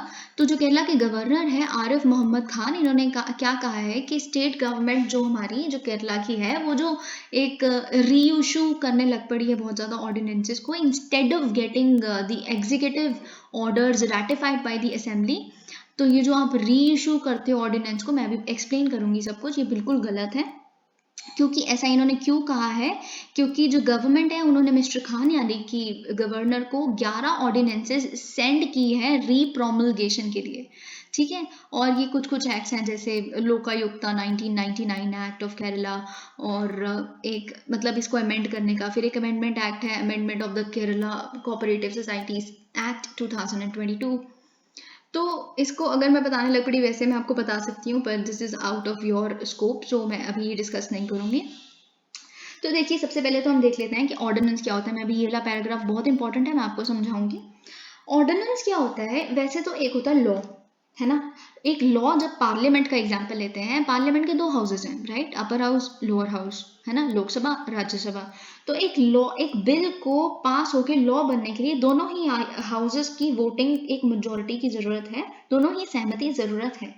लेकिन अगर बाय चांस कुछ ऐसे केसेस हैं, बाय चांस पार्लियामेंट एक रिसेस में है, कोई भी सेशन नहीं चल रहा, जैसे सेशन होते हैं, मानसून सेशन अभी चल रहा है, जैसे विंटर सेशन होता है, ऐसे ही है ना, आप देखते हैं ऐसे सेशंस होते हैं। अगर कोई भी सेशन नहीं है, पार्लियामेंट रिसेस में है, उस टाइम पे कोई बड़ी ही इमरजेंसी सिचुएशन आ जाती है, फॉर एग्जाम्पल कोविड जैसा कुछ और आ जाता है, तो अब दोनों पार्लियामेंट के हाउसेस तो सेशन में नहीं है, और चलो एक हाउस सेशन में है लेकिन दूसरा हाउस सेशन नहीं है, तब भी उस केस में भी, क्योंकि एक बिल को लॉ बनने के लिए तो दोनों हाउसेस की जरूरत है, तो एक भी अगर सेशन में है दूसरा नहीं है सेशन में, तब भी it's useless, nothing can be done about it, है ना। तो फिर अगर क्या हुआ, कोई ऐसी इमरजेंसी सिचुएशन आ जाए, तो फिर कैसे लॉ लाया जाएगा, कैसे रूल्स एंड रेगुलेशंस प्रॉपर्ली जो पूरी कंट्री में एनफोर्स किए जाए, वो कैसे होंगे। फिर उस केस में एक आता है ऑर्डिनेंस रूट, जो आर्टिकल 123 है इंडियन कॉन्स्टिट्यूशन का। it grants the president with certain law making powers. वैसे तो president एक executive है, the highest executive head of the country, right, highest executive post of the country is the president. लेकिन president एक law making power की तरह act करता है जब वो promulgate करते हैं ordinance को during the recess of the parliament, या फिर कोई भी दोनों में से एक भी हाउस अगर सेशन में नहीं है। ऐसा ही सिमिलर जैसे आर्टिकल 123 प्रेसिडेंट के लिए था, वैसे ही स्टेट लेवल पे आर्टिकल 213, क्योंकि हम एक फेडरल स्ट्रक्चर फॉलो करते हैं, पार्लियामेंट्री सिस्टम ही फॉलो होता है स्टेट लेवल पे भी, तो यहाँ पे जो गवर्नर है वो गवर्नर एक ऑर्डिनेंस को प्रोमलगेट कर सकते हैं। सेम सिचुएशंस में अगर दोनों में, अगर बाय चांस, वैसे तो मोस्टली जो यूनिकैमुलर होता है, मतलब जो लेजिस्लेचर का एक ही वो होता है, मतलब लोकसभा जैसे इधर है तो वहाँ पे असेंबली सिर्फ एक ही होती है, लेकिन बाय चांस अगर वहाँ पे भी बाय कैमरल है लेजिस्लेचर, है ना, तो उस केस में दोनों हाउसेज की जरूरत होती है। लेकिन अगर एक भी हाउस वहाँ पे सेशन में नहीं है, तो फिर गवर्नर ऑर्डिनेंस प्रोमलगेट कर सकता है। लेकिन पता, जब एक ऑर्डिनेंस प्रोमलगेट हो जाती है, तो फिर उसको जब हाउस दोबारा मिलेगा, है ना, जब वापस एमपीज या एमएलएज मिलेंगे, तो फिर उनको दोबारा ऐसा देना पड़ेगा कि अच्छा, हम ये जो ऑर्डिनेंस आई थी इसको सहमति देते हैं, इसे वोट से इसको पास करते हैं, अब ये लॉ बन जाएगा, एक बिल लाया जाएगा उसके लिए, फिर वो लॉ बन जाएगा। तो उनको ये रैटिफाई करना बहुत जरूरी होता है असेंबली को, एक ऑर्डिनेंस को। तो लेकिन पता है क्या चलता है कि ये जो री इशू ऑफ ऑर्डिनेंस क्या होता है, एक ऑर्डिनेंस पहले आई, एक ऐसी इमरजेंसी सिचुएशन में ऐसे ऐसे घपले करके ले आए। फिर उसके बाद इस ऑर्डिनेंस को आपने असेंबली से अप्रूव करवाने के बजाय क्या किया, फिर दोबारा प्रेसिडेंट के पास या गवर्नर के पास भेज दिया, आप इसको रीइश्यू कर दीजिए ऑर्डिनेंस को। क्यों? What is wrong with you? है ना, मतलब why are you bypassing the deliberative democracy of our country? What are you doing? So that is why it's wrong. अब सबसे बड़ा अगर मैं आपको एग्जाम्पल दूँ ना रीइश्यू ऑर्डिनेंसेस का, वो है बिहार का। बिहार ने क्या किया था, 1967 से लेके 1981 के बीच में 256 ऑर्डिनेंसेस को इशू किया था, जिसमें से 69 उन्होंने रीप्रोमलगेट करवाए, वो भी बहुत बार, अराउंड 7 टाइम्स उन्होंने रीप्रोमलगेट किए 69 ऑर्डिनेंसेस को। फिर उसमें से 11 तो ऐसे हैं जिसको 10 साल के लिए अलाइव किया गया, मतलब 256 ऑर्डिनेंसेस लाए, फिर उसमें से 69 को रीप्रोमलगेट किया, जिसमें से कितनी बार किया है ना, कुछ सालों तक ही कर सकते हो, जिसमें से 11 को तो 10 साल के लिए अलाइव रखा, बार बार रीप्रोमलगेट ही करते रहे 10 साल तक। तो आप समझ सकते हो व्हाट नॉनसेंस इज दैट, मतलब क्या बोलूं मैं, ऐसे कुछ बोल नहीं सकती, बट स्टिल। तो फिर क्या हुआ, फिर जब ऐसा बिहार की स्थिति देखी सुप्रीम कोर्ट ने, तो सुप्रीम कोर्ट का बेंच बैठा एक 1986 में, मैं ये आपको बात बता रही थी 1981 तक की, तो अब 1986 में इसी चीज को देखते हुए सुप्रीम कोर्ट का एक 5 जज कॉन्स्टिट्यूशनल बेंच बैठा। उन्होंने ये कहा कि repromulgation of ordinances was contrary to the constitutional scheme, because our constitution provides an ordinance route for an emergency purpose, right? And it would most certainly be a colorable exercise of power for the government to ignore the legislature and repromulgate the ordinance. अब मैंने एक बहुत बड़ी बात यहाँ पे कही है, कलरेबल एक्सरसाइज ऑफ पावर। क्यों गवर्नमेंट अगर ऐसा बार बार रीप्रोमलगेट करती रहेगी तो कलरेबल एक्सरसाइज ऑफ पावर होगा। वैसे यूजुअली मैं आपको बता दूं, कलरेबल जो वर्ड है वो यूज किया जाता है, बहुत इंपॉर्टेंट है, आप प्लीज सुनिएगा, इसीलिए मैंने कहा कि आज का जो सेशन है वो काफी इंपॉर्टेंट होगा। जो कलरेबल लेजिस्लेशन होती है ना, बेसिकली कलरेबल वर्ड लेजिस्लेशन के साथ यूज किया जाता है। तो कलरेबल लेजिस्लेशन एक ऐसा लॉ होता है कि एक ऐसे सब्जेक्ट पे बनाया हुआ लॉ होता है जहाँ पे एक पर्टिकुलर लेजिस्लेचर के पास पावर ही नहीं है उस सब्जेक्ट पे लॉ प्रोमलगेट, मतलब लॉ बनाने की, तो फिर भी वो इनडायरेक्टली पता नहीं कौन से बहाने बूने दे के उस पर कोई और बता देगा। जैसे अगर फॉर एग्जांपल एजुकेशन पे कोई चीज़ है, वो एजुकेशन की जगह कहेंगे ये एजुकेशन का बिल नहीं है, ये एक पब्लिक ऑर्डर का बिल है।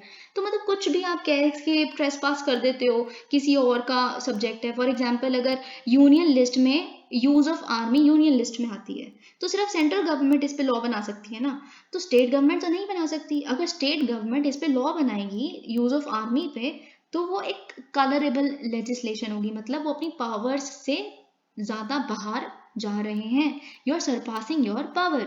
लेकिन इस केस में जब मैंने बोला colourable exercise of power by the government, इस जगह सिंपल बात ये थी कि एक गवर्नमेंट के पास इतनी पावर नहीं है कि वो असेंबली को सरपास कर जाए, असेंबली को बिल्कुल बाईपास कर जाए, और आप उनसे कभी भी जो ऑर्डिनेंस एग्जीक्यूटिव ऑर्डर के थ्रू लाए गए हैं उसको कभी भी आप असेंबली से अप्रूव ही ना करवाओ। तो ये आपके हाथ में ये पावर नहीं दी, ना ही कॉन्स्टिट्यूशन ने, ना ही कॉन्स्टिट्यूएंट असेंबली में ऐसा कुछ कहा गया था। तो यहाँ पे सुप्रीम कोर्ट ने फिर जनवरी 2017 में भी ये बात कही थी, बहुत important, the repromulgation of ordinances tantamount to subversion of the democratic legislative process, definitely. Okay. अब यहाँ पे ये PMLA वर्डिक्ट के ऊपर एक आया है। मैंने PMLA वर्डिक्ट को कम से कम 4-5 दिन लगातार डिस्कस किया, सारे एडिटोरियल्स भी डिस्कस किए, लेकिन सबसे इम्पोर्टेंट मैं एम्फसाइज नहीं कर सकती कि कितना इम्पोर्टेंट है, मेरी उस वीडियो को जाके देखना, because I have explained it so nicely. आप प्लीज़ 31 जुलाई की वीडियो देखिए, और पूरी नहीं मैं कह रही, अगर आप PMLA को अच्छे से समझना चाहते हैं तो आप फर्स्ट 27 मिनट्स के लिए देखिए उसको। You will have a crystal clear understanding of this entire concept. तो उसमें बहुत ज़रूरी है ये जानना, मैंने उसमें ये बताया कि सुप्रीम कोर्ट ने क्या क्या ग्राउंड्स दिए। अच्छा, हम जस्टिफाई कर रहे हैं इन अमेंडमेंट्स को जो सेंट्रल गवर्नमेंट ला रही है, लेकिन हम ये कहते हैं इसलिए जस्टिफाई कर रहे हैं, तो वो जानना बहुत ज़रूरी है। बहुत ज़रूरी है ये जानना कि सुप्रीम कोर्ट ने कहीं चीज़, अभी देखिए आपने बहुत सारे एडिटोरियल्स पढ़ते रहेंगे, आपको एडिटोरियल्स पढ़ के सारा ये लगेगा, एनालिसिस भी देखते रहेंगे, ये लगेगा कि सुप्रीम कोर्ट तो बिल्कुल ही गलत चली गई उसमें। हाँ बिल्कुल, बहुत सारी जो उन्होंने चीज़ें बोली वो शायद कहीं ना कहीं क्रिटिसिज्म हो रहा है उसका तो सही भी है, लेकिन उन्होंने कई चीज़ें, जैसे आपको कभी नहीं पता चलेगा कि सुप्रीम कोर्ट ने सेंट्रल गवर्नमेंट को ये कहा है कि ईडी जब किसी को भी अरेस्ट करती है, समन करती है या कुछ भी करती है, इन्वेस्टिगेट करना शुरू करती है, तो उसको, उस इंसान को बताना ज़रूरी है कि आपको किन ग्राउंड्स पे हम इन्वेस्टिगेट कर रहे हैं, किन ग्राउंड्स पे बुला रहे हैं और किस केस में आपको बुला रहे हैं, एज अ विटनेस बुला रहे हैं कैसे। तो ये बोला है, लेकिन आपको पता नहीं चलेगा अगर आप वो वाली वीडियो नहीं देखेंगे। So okay, another editorial here. Okay, this is very very important.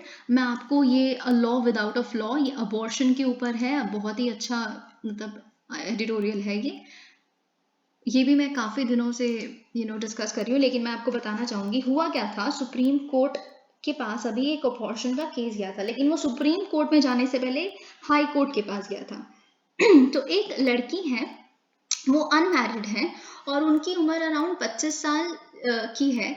तो उन्होंने ये बोला कि मैं मैं रिफ्यूज़ नहीं कर रही, मैं डिनाई नहीं कर रही कि मैं एक लिव इन रिलेशनशिप में थी, ना ही मैं ये कह रही हूँ कि मेरे ऊपर कोई ज़ोर ज़बरदस्ती हुई है, लेकिन मैं प्रेग्नेंट हूँ। जो हुआ वो सब कुछ कंसेंशुअल था, सब कुछ हमारी सहमति से हुआ, लेकिन मैं प्रेग्नेंट हूँ and I am 24 weeks pregnant, मतलब 6 महीने, अब तो शायद 6 महीने से भी ऊपर, क्योंकि इस केस को आए हुए ऑलमोस्ट एक हफ्ते से ज़्यादा हो चुका है।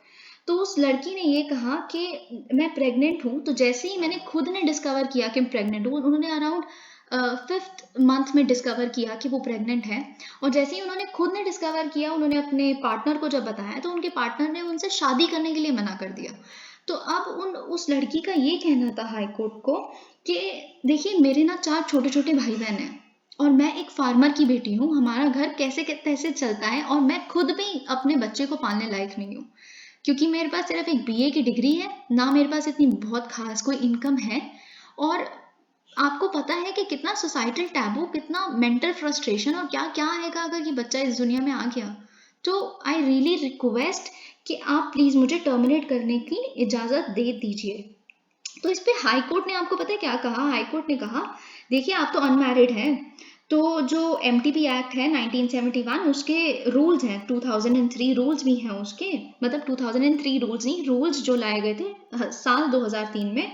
तो उसका एक सेक्शन है 3B, जो ये कहता है कि सिर्फ 7 कैटेगरीज ऑफ विमेन को अलाउड है termination of pregnancy up to 24 weeks, मतलब 6 महीने तक का। जैसे रेप सर्वाइवर्स को अलाउड है, माइनर्स को अलाउड है, चेंज ऑफ मैरिटल स्टेटस, मतलब मैरिड टू डिवोर्स्ड हो गया, तो इन तरह के केसेस में अलाउड है टर्मिनेट करना प्रेगनेंसी। लेकिन आप तो अनमैरिड हो और आप इन 7 कैटेगरीज में से नहीं फॉल करते, तो हम आपकी हालत समझते हैं। आप ऐसा करिए, आप ना भारी मत निकलिए।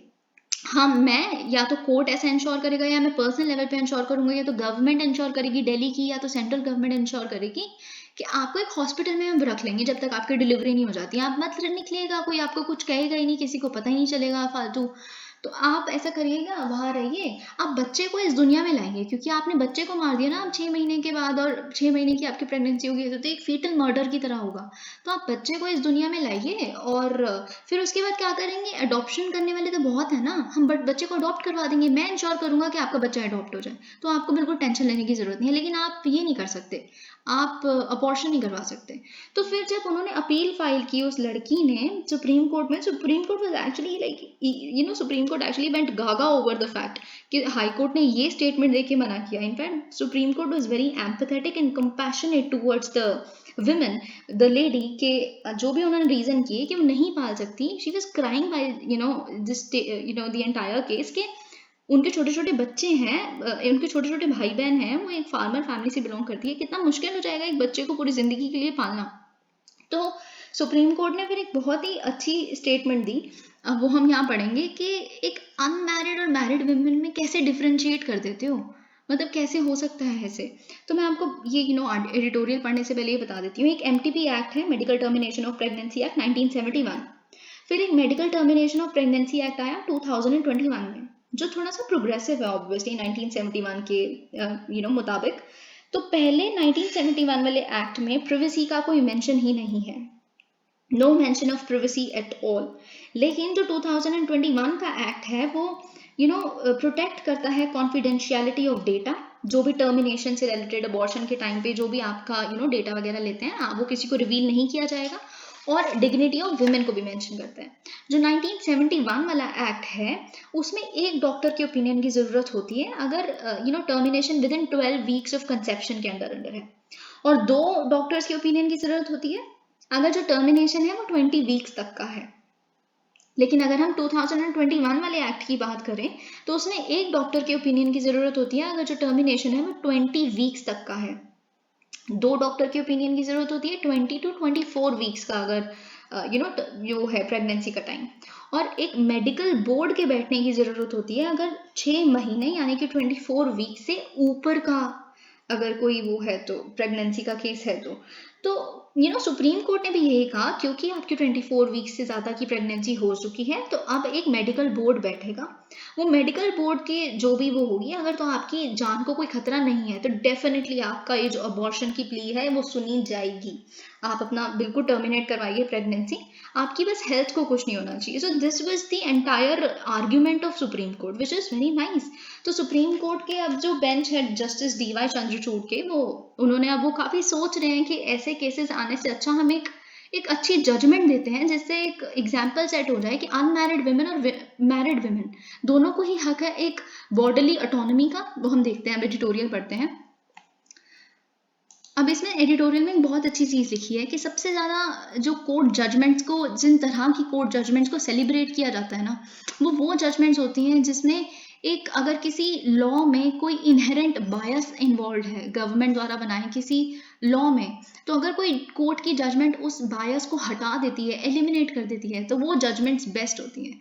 और सुप्रीम कोर्ट ने जो लास्ट वीक किया वो बिल्कुल उन्होंने ऐसा ही एक जजमेंट दिया, और उन्होंने manifestly cite a rule that was manifestly arbitrary and violative of women's right to bodily dignity, which right into the concept of justice that is free। क्योंकि जब ऐसी जजमेंट होती हैं वो ऐसे जस्टिस को के लिए वे पेव करती हैं जो फ्री हो, विदाउट प्रीजुडिस हो, और किसी भी एक सेक्शन ऑफ पीपल को फेवर ना करता हो।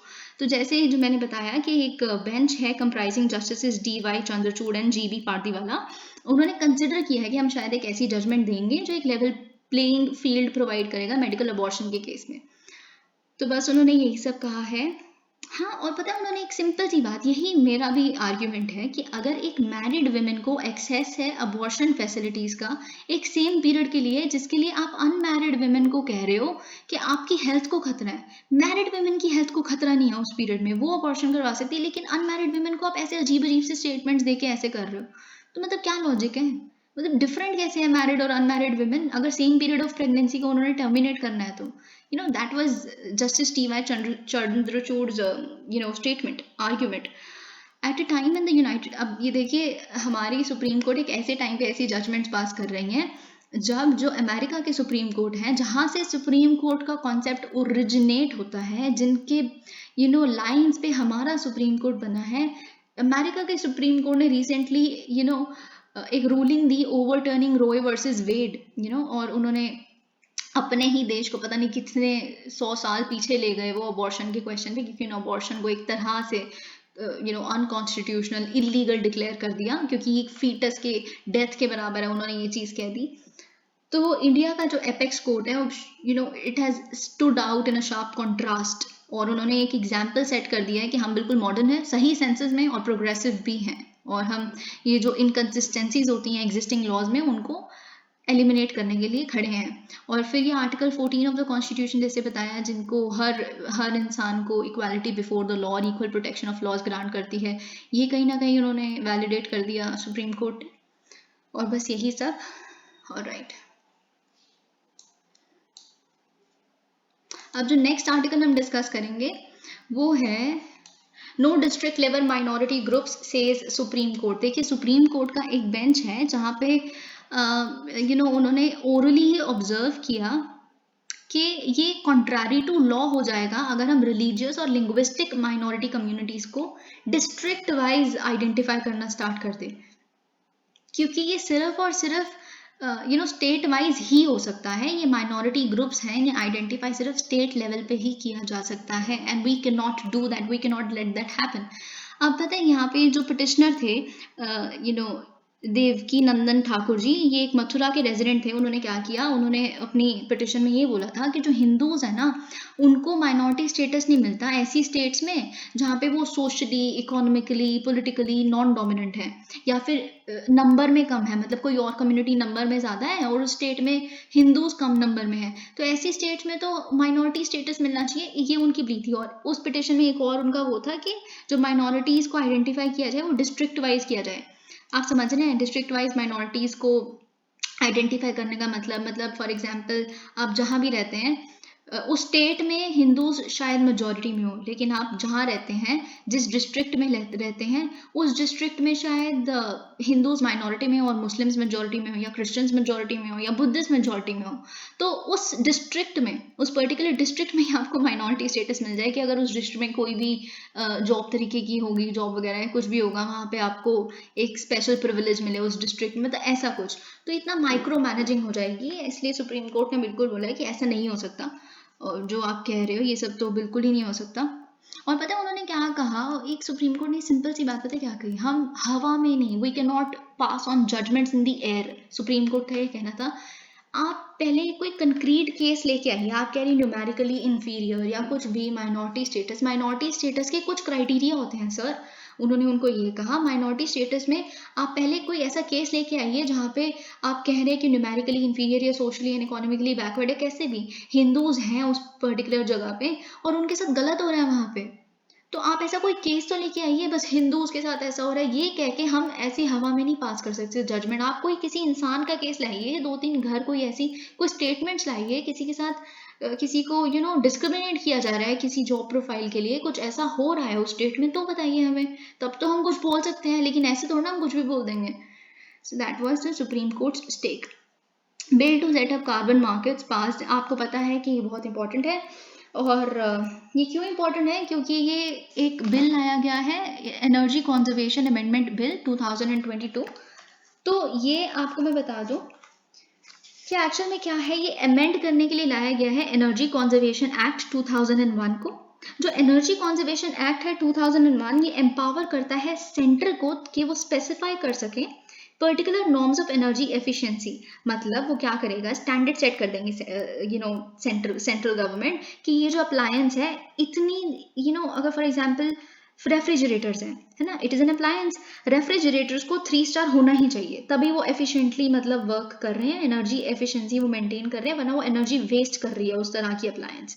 या फिर वो इंडस्ट्रियल बिल्डिंग के लिए कह देंगे कि इतनी एनर्जी एफिशिएंसी एक स्टैंडर्ड वो है, बेंचमार्क है, आपको इतना तो मेंटेन करना ही पड़ेगा। तो सेंट्रल गवर्नमेंट को ये पावर होती है इस 2000 एक्ट के तहत। तो और जिन तरह की बिल्डिंग्स के लिए मतलब ये लाया गया, उन पे ये लगाया जाएगा एनर्जी एफिशिएंसी स्टैंडर्ड, उनका जो कनेक्टेड लोड है वो ओवरऑल होना चाहिए, टोटल लोड होना चाहिए 100 किलोवाट के अराउंड। और या फिर उनकी जो कॉन्ट्रैक्चुअल डिमांड है करंट की अपने बिल्डिंग में यूज करने की, वो 15 किलोवोल्ट एम्पियर्स की होनी चाहिए। तो इन बिल्डिंग्स के लिए सेंटर क्या करती है, स्टैंडर्ड बेंचमार्क सेट करती है एनर्जी एफिशिएंसी के। फिर उस 2000 एक्ट के 2001 का एक्ट था, उसने क्या किया, एस्टैब्लिश किया ब्यूरो ऑफ एनर्जी एफिशिएंसी, यानी कि BEE या फिर बी, आप जो भी कहते हैं। फिर 2010 में एक अमेंडमेंट लाई गई उस एक्ट में, जिसने क्या किया, टेन्योर को एक्सटेंड कर दिया director general of bureau of energy efficiency के। पहले वाला एक्ट 3 साल कहता था, अब उसको अमेंड करके 5 साल कर दिया। फिर एक और चीज 2001 का एक्ट लाया था, इंट्रोड्यूस किया था उसने एक कॉन्सेप्ट को, जो था एनर्जी सेविंग सर्टिफिकेट, जिसे हम ESCs भी कहते हैं। जो इससे क्या होता था कि जो एनर्जी सेविंग सर्टिफिकेट, अगर फॉर एग्जांपल कोई इंडस्ट्री है, उसको एक मैक्सिमम अलॉटेड एनर्जी दी हुई है कि आप इतनी एनर्जी यूज कर सकते हो, ठीक है, लेकिन उसने क्या किया, उसने उससे कम यूज की, उसने बड़ा एफिशिएंटली वर्क किया, या फिर उसकी एनर्जी बच गई, तो उसको दे देंगे हम एक ESC, ठीक है। फिर वो क्या कर सकता है, वो ESC अपना बेच सकता है किसी और इंडस्ट्री को जिसने अपने अलॉटेड एनर्जी से ज्यादा यूज कर ली। तो एनर्जी ट्रेडिंग का कॉन्सेप्ट इंट्रोड्यूस करने वाला इंडिया में यही एक्ट था। फिर वो 2000 का एक्ट एक और चीज लेके आया था, एक पेनल्टी को लेके आया था। उस पेनल्टी मतलब 10 लाख की पेनल्टी आपको भरनी पड़ेगी अगर आप वायलेट करते हैं इस लॉ को, कोई बिल्डिंग वायलेट करती है, कोई अप्लायंस मैन्युफैक्चरर वायलेट करता है इस चीज़ को, तो आपको 10 लाख की पेनल्टी देनी पड़ेगी। और अगर आप पेनल्टी ढंग तरीके से नहीं भर सकते, टाइम लाइन के अंदर, डेडलाइन के अंदर अंदर नहीं भरते, तो फिर हर एक दिन जो डेडलाइन से बढ़ता जाएगा, हर एक दिन का आपको 10,000 और पे करना पड़ेगा। ठीक है, फिर बिल लाया गया, जो अब बिल लाया गया है वो क्या करता है, वो ना एक minimum share of renewable energy बताता है कि हर इंडस्ट्रियल यूनिट को, अब जैसे मैंने क्या कहा था, हर एक इंडस्ट्री को एक एनर्जी कैप दिया होता है, मैक्सिमम अलॉटेड एनर्जी होता है, अगर वो उससे कम कंज्यूम करते हैं तो उन्हें एनर्जी सेविंग सर्टिफिकेट मिलता है। तो अब जब मैंने कहा कि मैक्सिमम अलॉटेड एनर्जी होती है, तो हर इंडस्ट्री एक अप्रॉक्सीमेट एक लेवल ऑफ एनर्जी यूज कर रही है हर साल। तो अब उस जो एनर्जी वो यूज कर रही है उसमें से फॉसिल फ्यूल्स के साथ साथ आपको एक minimum share of renewable energy भी यूज करना पड़ेगा अपनी एनर्जी कंजम्पशन में, हर एक इंडस्ट्रियल यूनिट को। ठीक है, या तो आप डायरेक्टली कोई रिन्यूएबल एनर्जी सोर्स से कर लो, या आप इनडायरेक्टली पावर ग्रिड से कनेक्ट होके कर लो। फिर दूसरा ये बिल क्या करता है, स्ट्रेंथन करता है BEE को, कि आप और स्ट्रॉन्ग वो norms and guidelines enforcement ensure कर सकते हो, एंड जो बिल्डिंग कोड है, एनर्जी कंजर्वेशन बिल्डिंग कोड है, आप उसको और स्ट्रेंथन कीजिए, आप पेनल्टीज देख सकते हो बढ़ानी हो तो, ये सब कुछ पावर्स और स्ट्रेंथन कर देते हैं। फिर क्या, एक ग्रीन हाइड्रोजन को बहुत ज़्यादा बढ़ावा देने की इस बिल ने कोशिश की है as an alternative to fossil fuel. ठीक है, हाइड्रोजन, ग्रीन हाइड्रोजन होता है, ग्रे हाइड्रोजन होता है। ग्रे हाइड्रोजन क्या होता है, जो फॉसिल फ्यूल्स के रिएक्शन से एक बाई प्रोडक्ट निकलता है। ग्रीन हाइड्रोजन क्या होता है, जो रिन्यूएबल एनर्जी के पूरे रिएक्शन से, केमिकल रिएक्शन से जो बाई प्रोडक्ट निकलता है वो ग्रीन हाइड्रोजन होता है। तो which is nicer than the grey hydrogen. फिर आता है सबसे इंपॉर्टेंट, कार्बन क्रेडिट्स का कॉन्सेप्ट। ठीक है, ये कार्बन क्रेडिट्स का कॉन्सेप्ट लेके आते हैं। अभी देखिए, मैं आपको एक क्वेश्चन पूछूंगी, अगर तो आप अभी तक की पूरी वीडियो सुन रहे हैं तो आप प्लीज कमेंट में इसका आंसर दीजिएगा। I really want to know कि आप जानते हैं कि नहीं। लेकिन उससे पहले मैं बता दूं, कार्बन क्रेडिट्स भी इशू करेंगे, फिर ये एक इंसेंटिव की तरह एक्ट करेगा कि क्लीन एनर्जी को यूज करने के लिए, और ल्योर करेगा प्राइवेट सेक्टर को क्लाइमेट एक्शन के प्रति। ठीक है, अब मैंने कहा कि ये जो बिल है वो कार्बन क्रेडिट्स के कॉन्सेप्ट को लेके आ रहा है। कार्बन क्रेडिट्स में ही अगर आप अपनी जो ग्रीन हाउस गैस एमिशन है वो आपकी कम होती है तो फिर आपको क्रेडिट मिल जाते हैं, फिर वो आप मार्केट में ट्रेड कर सकते हैं उसको, और फिर उस कंपनी को दे सकते हैं जिसने अपने ज़्यादा यूज़ कर ली हैं ग्रीन हाउस एमिशंस को। ठीक है, फिर अब मैं आपको एक हिंट देती हूँ, आपको कुछ एक डिस्क्रिप्शन दे रही हूँ, मुझे आपने बताना है ये कौन सी अग्रीमेंट है, कौन सा ऐसा वो है जो इस कॉन्सेप्ट को लेके आया था। अब देखिए, सबसे पहले जो कार्बन क्रेडिट्स का एक इंटरनेशनल लेवल पे कॉन्सेप्ट आया था वो ये वाला, जो COP3 में डिसीजन लिया गया था, COP3 ऑफ UNFCCC 1997 में। इंडिया ने इसे रेटिफाई किया था 2002 में, और ये it came into force in 2005। और ये इसका जो मिशन था वो था कि ग्रीन हाउस एमिशंस को कट कर दिया जाए डेवलप्ड वर्ल्ड के across by 5% by 2012 compared to the 1990 levels. तो ये कौन सा प्रोटोकॉल है, विच प्रोटोकॉल इज दिस? अब हमने इंडिया के स्तर पे बात कर ली कि कार्बन क्रेडिट का कॉन्सेप्ट ये बिल ला रहे हैं, लेकिन वर्ल्ड के स्तर पे कौन लेके आया था? मतलब कंट्रीज भी तो आपस में कार्बन ट्रेड करती हैं, डेवलप्ड और डेवलपिंग कंट्रीज। डेवलप्ड कंट्रीज क्या करती हैं, फिर वो अपनी इंडस्ट्रीज यहाँ सेट करती हैं डेवलपिंग में, ताकि वो दिखा सके हम रिन्यूएबल एनर्जी के लिए काम कर रहे हैं ऐसे। तो ऐसा कौन सा प्रोटोकॉल था? तो प्लीज कॉमेंट। ऑलराइट, अब देखिए ये क्या कहता है, जो UGC है, यूनिवर्सिटी ग्रांट्स कमीशन, उन्होंने कहा है कि सारी यूनिवर्सिटी की जो फैकल्टी वगैरह हैं, आप हर घर तिरंगा कैंपेन को स्टूडेंट्स के अमंगस्ट आप काफ़ी अवेयर करने की कोशिश करिए इस कैंपेन को। और फिर गवर्नमेंट ने प्लान किया है एक सिस्टम को, ताकि जितनी भी पब्लिक ग्रीवेंसेस हैं वो ऑटोमेटिकली एड्रेस हो जाएं। कैसे एड्रेस? इन द सेंस पहुंच जाएं अथॉरिटीज़ तक, ताकि वो उनको टाइम टू टाइम एड्रेस कर पाएं। So, the Ministry of Personal Public Grievance and Pensions has informed a parliamentary standing committee that the government is working to develop a technology solution to automatically register करना grievances को, जो newspapers में publish होती हैं, social media platform पे, जैसे hashtag लगा के नहीं, hashtag shortage of HIV drugs आजकल जो बहुत ज़्यादा चल रहा है। तो ऐसे जितने भी grievances हैं पब्लिक सर्विसेज डिलीवरी में जो हो रहे हैं, वो रजिस्टर ऑटोमेटिकली कर दी जाएंगे। Centralised public grievances redress and monitoring system, CPG RAMS। Okay, तो इससे यही होगा कि ये जो प्लेटफॉर्म है वो अवेलेबल रहेगा सिटीजन्स के लिए round the clock on all the days to launch their grievances over service delivery for action. Alright, अब 80% डिक्लाइन देखा गया है in value of fake currency notes. ठीक है, फेक करेंसी, अब क्या हमें पता चला है कि जो हमारे फिनेंस मिनिस्ट्री ने एक रिप्लाई दिया है लोकसभा में, उन्होंने मतलब जैसे आए दिन क्वेश्चन तो पूछा जाता है ये डीमोनेटाइजेशन अप्लाई तो कह के पता नहीं क्या क्या थे कि हम circulation of fake Indian currency notes को रोक लेंगे, हम कैश सप्लाई को कम कर देंगे, हम डिजिटलाइजेशन की तरफ बढ़ जाएंगे, टेररिस्ट फंडिंग रुक जाएगी। तो अभी तक आप खुद ही नहीं डिसाइड कर पाए कि आपका डीमोनेटाइजेशन का वो सॉल्व क्या हुआ है, क्या पर्पस सॉल्व हुआ है। तो उसके जवाब में सरकार ने ये कहा है, देखिए और भी बड़ी सारी चीज़ें हैं, अगर आप चाहेंगे डीमोनेटाइजेशन को कॉन्सेप्ट में किसी दिन आपको बहुत अच्छे से समझाऊंगी, अगर आप समझना चाहते हैं विद स्टैट्स कि कितना कैश सिर्फ 90 डेज में वापस आ गया, 99% ऑफ द कैश आरबीआई ने बोला, बहुत कुछ ऐसा बता सकती हूँ। लेकिन अभी हम देखते हैं जो वैल्यू है काउंटरफीट करेंसी की बैंकिंग सिस्टम के अंडर, मतलब बैंकों में भी तो जमा करवा देते हैं फेक करेंसी नोट्स कई लोग, तो उस टाइम पे इतना डिटेक्ट करना इतना मुश्किल होता है क्योंकि वो इतने एक्यूरेटली इंडियन करेंसी की तरह दिखाए होते हैं कि इट इज़ वेरी डिफिकल्ट। तो जितने भी इन करेंसी की वैल्यू है वो ₹43.47 करोड़ है, होती थी 2016 से 17 के बीच में, जो अब है ₹8.26 करोड़ 2021 से 22 के बीच में, which is a sharp decline of more than 80% and evidently so. और ये जो नंबर ऑफ बैंक नोट्स ऐसे हैं वो 7.62 लाख पीसेज होते थे 2016-17 में, मतलब डीमोनेटाइजेशन के टाइम पे, और अब हैं सिर्फ 2.09 लाख पीसेज। तो आप देख सकते हैं ये सब कुछ उन्होंने रिप्लाई में ये कहा, ये इसलिए हुआ क्योंकि हमने ₹1000 और ₹5 के डिनोमिनेशन करेंसी नोट्स को डीमोनेटाइज कर दिया था, उनकी लीगल टेंडर स्टेटस को कैंसिल कर दिया था नवंबर 8, 2016 को। बस यही इन्होंने अपने रिप्लाई में कहा है। अब देखिए, अब ना वैसे काफ़ी लंबी वीडियो हो गई है तो मैं आपको बस ये बता देती हूँ कि ये ना सब कुछ सेंटर विद स्टेट्स, ये पीएम मोदी ने कल नीति आयोग की गवर्निंग काउंसिल पे जब अप्रिशिएट किया कि कोविड-19 के पैंडेमिक के दौरान काफ़ी सभी स्टेट्स ने मिलकर एक क्रूशल रोल निभाया है ताकि वो एक ग्रास रूट्स लेवल पे पब्लिक सर्विस डिलीवरी कर सके, सबने मिलकर काफ़ी किया। तो ये एक ये एक एग्जाम्पल है कोऑपरेटिव फेडरलिज्म का। तो कोऑपरेटिव फेडरलिज्म में आपको बता देती हूँ क्या होती है। कोऑपरेटिव फेडरलिज्म ना, इसके अंदर एक हॉरिजॉन्टल रिलेशनशिप होता है सेंटर और स्टेट गवर्नमेंट्स के बीच में, ना ही सेंटर बड़ा है ना ही स्टेट गवर्नमेंट्स बड़ी हैं, दोनों ही एक पार पे हैं, दोनों ही कोऑपरेट करेंगे एक लार्जर पब्लिक इंटरेस्ट के लिए, दोनों की ही legislatures, union as well as state.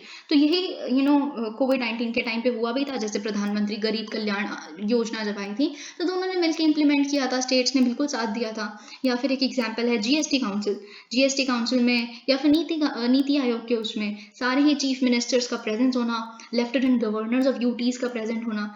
या फिर जीएसटी तो इतना बड़ा एग्जाम्पल है कि अपने टैक्सिंग राइट्स को सरेंडर करना सेंटर को, ये सबसे बड़ा कोऑपरेटिव स्टेप है on the parts of the state government. So it is cooperative federalism. फिर एक कॉन्सेप्ट होता है कॉम्पिटिटिव फेडरलिज्म का, उसमें क्या होता है कि स्टेट्स होती है ना आपस में कम्पीट करती हैं। जैसे एसडीजी इंडिया इंडेक्स में क्या होता है, जो नीति आयोग रिलीज करता है, उसमें क्या होगा, स्टेट्स आपस में कम्पीट करेंगी कि सबसे ज़्यादा एसडीजी गोल्स मतलब जो हैं वो सबसे ज़्यादा कौन पॉवर्टी को इरेडिकेट करने में सफल हो रहा है, सबसे ज़्यादा इन्वेस्टमेंट कौन सी स्टेट करने में सफल हो रही है। तो स्टेट्स आपस में लड़ती हैं। तो इससे क्या होता है, एक्चुअल में लड़ते लड़ते ना सॉल्व द पब्लिक इंटरेस्ट ही होता है ना इसमें।